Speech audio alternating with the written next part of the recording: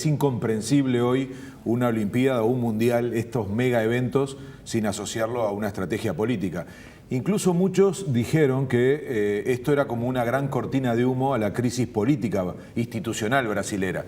Y uno tiene la tentación de decir que sí, pero cuando se piensa desde qué momento se organiza y se acuerdan este tipo de eventos, es evidente que no hay un vínculo. Porque empezó esta negociación en el 2007 con Lula da Silva y Pelé, y termina en el 2009, que es cuando se aprueba que sea Río la capital para las Olimpiadas y Brasil la capital para el Mundial, porque fue un paquete. Entonces, no hay una relación. Lo que sí uno puede encontrar una relación en el aprovechamiento que generó en Brasil esa imagen de un Brasil que venía permanentemente discutiendo, en crisis, con muchos problemas, y de golpe las Olimpiadas puso una sensación de tranquilidad, de correr un poco el foco. Entonces, alguno podría pensar que efectivamente el cálculo de los tiempos del impeachment tuvieron que ver con decir, bueno, no hagamos el final del impeachment hasta no terminar las Olimpiadas. De hecho, estamos a días de que se resuelva el impeachment. Entonces, ese cálculo puede haber estado, de hecho tiene que haber estado como mínimo para que no se superpusieran las cosas. Pero hay que mirar un poco cómo se originó la candidatura de Brasil para darse cuenta que no, que nadie pudo imaginar hace tantos años un Brasil en estas condiciones.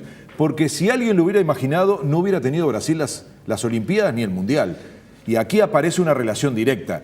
Y la pregunta que hay que hacerse es, ¿quiénes son los países que están en condiciones de organizar Olimpiadas y Mundiales? Sí, ahora justamente respecto a lo que tú decías, ¿cómo llega Brasil a organizar Juegos Olímpicos y un Mundial?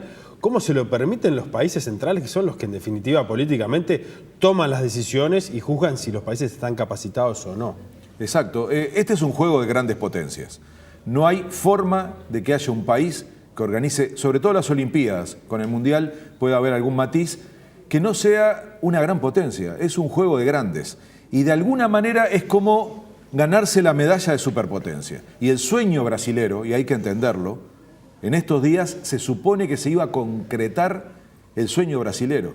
Y no se concretó a medias por la crisis que tiene. Pero en realidad Brasil estaba entrando al club de los poderosos, que es un club muy chiquito, que tiene que ver con geopolítica. Y acá volvemos a lo que es la política internacional, ya no solo nacional, esto que hablábamos recién de la combinación entre el impeachment y las Olimpiadas o el Mundial. ¿Qué hizo Brasil? Se anotó en el club de los poderosos. Y lo hizo a partir de su salida de la crisis del 2002 y a partir del triunfo de Lula y de la consolidación de una imagen de que Brasil pasaba a jugar en la cancha grande, para seguir hablando en términos deportivos. Y uno observa que en la cancha grande hay tres grandes clubes en donde se superponen los actores. El G20, que es el más amplio, los BRICS, que es lo que se llaman, digamos, los emergentes, y el BRICS quiere decir Brasil, Rusia, India, China y Sudáfrica.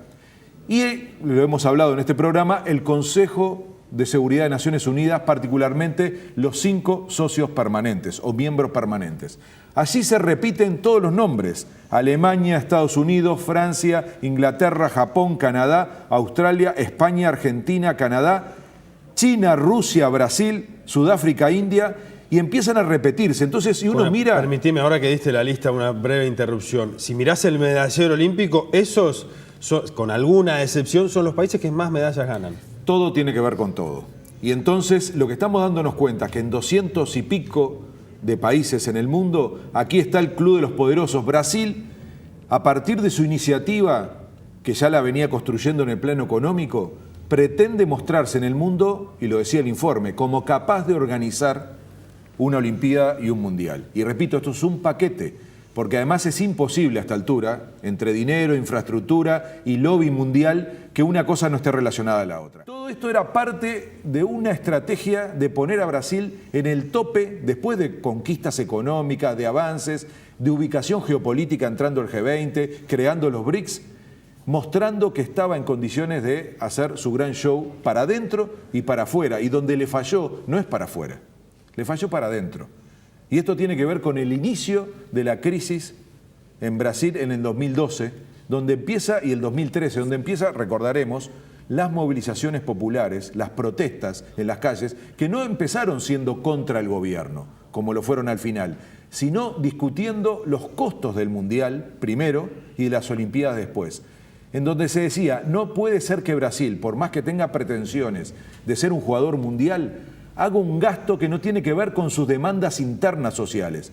Porque Brasil, por más que lo quiera, no es un país desarrollado, no es una potencia industrial. Ahí está la diferencia con los países más industrializados, que tienen niveles de igualdad que, digamos, generan que haya mucho menos diferencia a la interna de las sociedades, ¿no? Y está la clave de esa protesta, que al principio no era contra el gobierno, sino diciendo, esta plata utilícenla para transporte, educación y salud. Fueron las tres grandes consignas de aquellas movilizaciones que ahora nos acordamos poco, porque después vimos las movilizaciones más políticas, la que cuestionaban de alguna manera ya no solo el tema del costo, sino fundamentalmente esta imagen de un gobierno, y voy a esta clave, un gobierno con elementos de corrupción.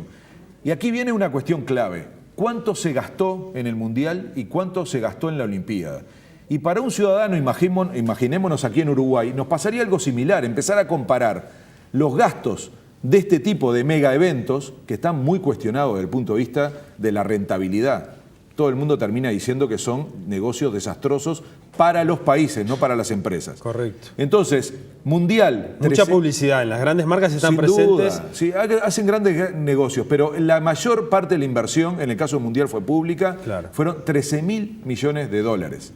Entonces, tiene sentido el debate para un país donde todavía hay enorme inequidad, enormes bolsones de pobreza, discutir para qué se destinan los fondos públicos.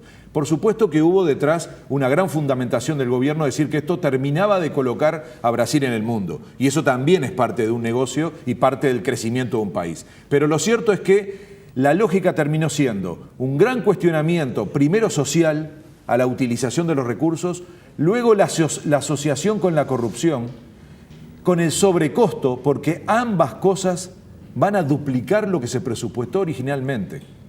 Entonces, ese es el inicio del declive del gobierno de Dilma, que poco después del Mundial, que además tuvo un resultado negativo de lo deportivo, vienen las elecciones y Dilma Rousseff y el PT lo gana por muy poco. Y por lo tanto, en general la acumulación política para volver a la política y estos mega eventos fue poca para el gobierno de Dilma Rousseff.